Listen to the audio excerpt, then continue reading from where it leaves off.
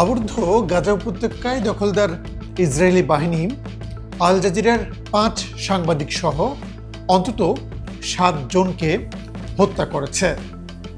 Al Jazeera বলছে যে তাদেরকে পরিকল্পিতভাবেই হত্যা করা হয়েছে, মানে আগে থেকেই তাদেরকে চিহ্নিত করা হয়েছিল যে তারা এখানে আছে।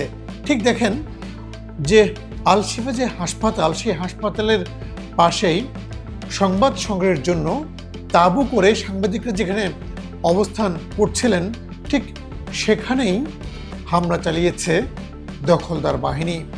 2023 সালের 7 অক্টোবর যে যুদ্ধ শুরু হয়েছিল, সেই যুদ্ধে এখন পর্যন্ত 186 জন সাংবাদিককে হত্যা করেছে দখলদার ইসরায়েলি বাহিনী।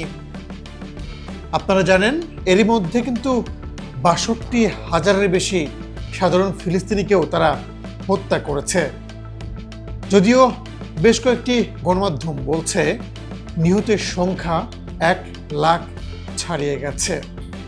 যে সাংবাদিকদের কথা বলা হচ্ছে তারা শেষ দিন পর্যন্ত ইসরায়েলের যে আগ্রাসন চালাচ্ছে গাজায়, সেই আগ্রাসন তারা তুলে ধরেছে, যার ফলেই তারা টার্গেট কিলিংয়ের শিকার হয়েছে।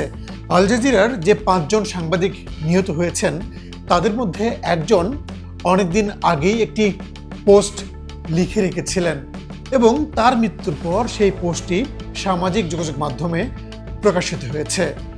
মোর ধারণা করা হচ্ছে যে তার কোনো বন্ধু সেই পোস্টটি পাবলিক করেছেন, যেই পোস্টে ইসরায়েলি বাহিনীর বর্বরতার কথা তুলে ধরেছেন সেই সাংবাদিক। তাকেও প্রাণ দিতে হলো দখলদার ইসরায়েলি বাহিনীর হাতে। এভাবে আরও কত নিরীহ সাংবাদিকের প্রাণ যাবে নেতানিয়াহু বাহিনীর হাতে, তা এখনই বলা যাচ্ছে না। আন্তর্জাতিক সব সংগঠন শুধুমাত্র নিন্দা জানিয়েই ক্ষান্ত হচ্ছেন, এর বাইরে তারা কিছুই করতে পারছেন না।